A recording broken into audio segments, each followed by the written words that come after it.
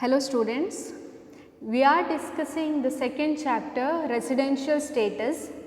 In the previous session we solved some of the problems relating to calculation of residential status of an individual. In this session let us solve some more problems relating to that. See the next problem. Mr. Thompson came to India from USA for the first time on 30th September 2012 to join an American concern as production manager. After reporting for duty, he went to Germany on 5th October 2012 to finalize the firm's transactions. He returned to India on 14th October 2012 and stayed in India till 3rd July 2017 when he went back to the USA. He came to India to join for duty on 13th November 2018. Find out residential status for the previous year 2018-19. You have to calculate residential status of Mr. Thompson for the previous year 2018-19 and assessment year 2019-20. In these type of problems, once you read the problem, you have to start from the end because the information relating to the previous year will be given at the end. Because of that reason, you have to read the problem from the end also. See the solution. First, you have to write previous year and number of days stay in India in previous year. In this problem, previous year is given in the problem, that is 2018-19, and you have to calculate number of stay in India by Mr. Thompson. Read the problem again. Here, after returning to the USA on 3rd July 2017, he came back to India on 13th November 2018. This 13th November 2018 comes under our previous year. From that date onwards, he is in India because no other information is given about his going out of the country. So, you have to consider the date starting from 13th November 2018 to the end of financial year, that is 31st March 2019. The number of days in India will be 18 days in November, 31 days in December, 31 days in January, 28 days in February and 31 days in March. Total number of stay in India in previous year is 139 days. He does not satisfy the first basic condition, that is 182 days stay in India in previous year, but he is satisfying the second condition, basic condition, that is 60 days of stay in India. Another part of this condition is 365 days out of 4 years preceding the previous year. That we have to calculate. For that you have to write the years first. And in additional condition, you have to calculate his residence in India in past 10 years. For that purpose, you have to write down the past 10 years, that is from 2017-18 to previous 10 years, that is till 2008-9. These years you have to write down first. After writing down these years, you have to calculate his number of days stay in India. First, you have to calculate for the year 2017-18. See here, after coming from Germany on 14th October 2012, he stayed in India till 3rd July 2017 when he went back to the USA. This 3rd July 2017 comes under this previous year 2017-18. That is, he was in India from 1st April 2017 to 3rd July 2017. That is for 94 days. 30 days in April, 31 days in May, 30 days in June and 3 days in July. Total is 94 days. He is a resident of India for that year because he lived for more than 94 days, that is more than 60 days in that year. And see the problem again. After returning from Germany on 14th October 2012, he was in India till 3rd July 2017. That means for 4 years he was in India. Okay, that is in the year 2016-17, 2015-16, 2014-15 and 2013-14 he was in India only. That is whole year he was there. That is why he is resident in these 4 years. Next see, he came to India for the first time on 30th September 2012. That is in the year 2012-13 he came to India.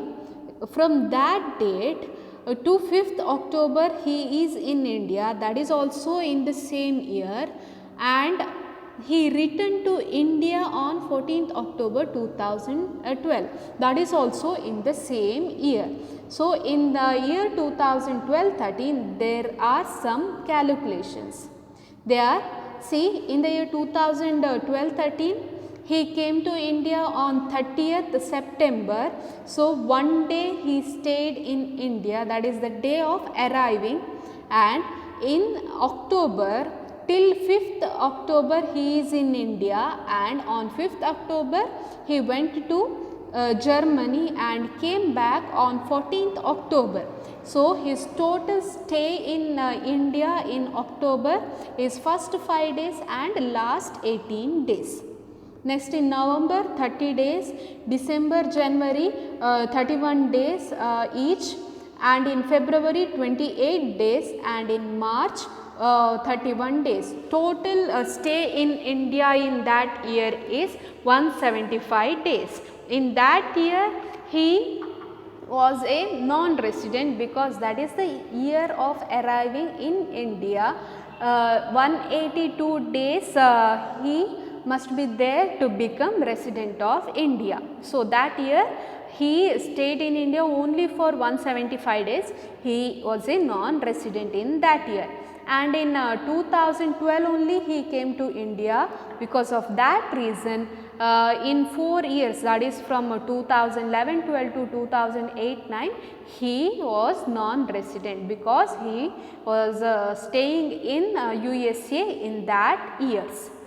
So, this is about the information of his residence in India for last 10 years. Here name of the SSC is Thompson, previous year 2018-19, assessment year 2019-20, and his residential status is ordinary resident because of the following conditions.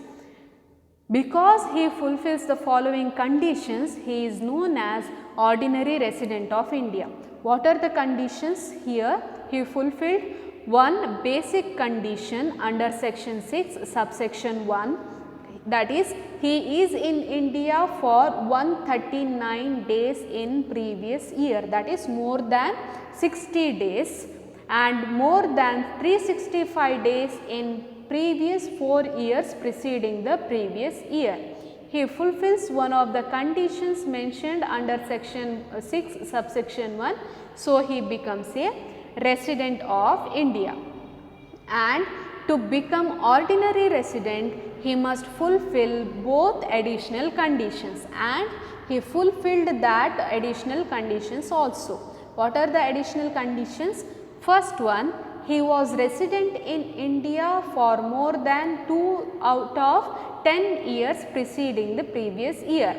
He was there in India for 4 years, that is more than 2 years out of 10 years. So, he fulfilled first additional condition, and second condition is he was in India for more than 730 days during 7 years preceding the previous year. This condition also fulfilled by him.